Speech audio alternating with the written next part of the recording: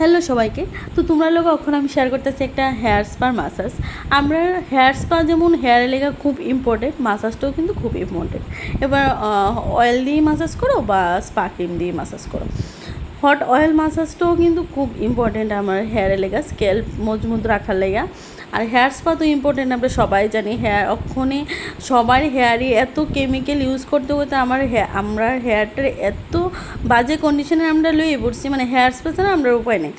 তো hair spa monthly একটা করা খুবই দরকার। যারা তোমরা করো তো তারা জানো, আর যারা করো না তারা একবার ট্রাই করে দেখো।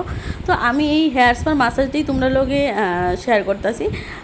আমরা হেয়ার স্পার মাসাজটা কিন্তু খুব ভালোভাবে দিতে হইব যাতে ক্লায়েন্ট খুব স্যাটিসফাই অ্যান্ড রিল্যাক্স পায়। আর হচ্ছে আমরা ক্রিমটা যেটা ইউজ করি এটা যাতে আমরা হেয়ারে ভালোভাবে পেনিট্রেট হয়, ভালোভাবে কাজ করে, এটা লেগে কিন্তু আমরা মাসাজ দেওয়া দরকার।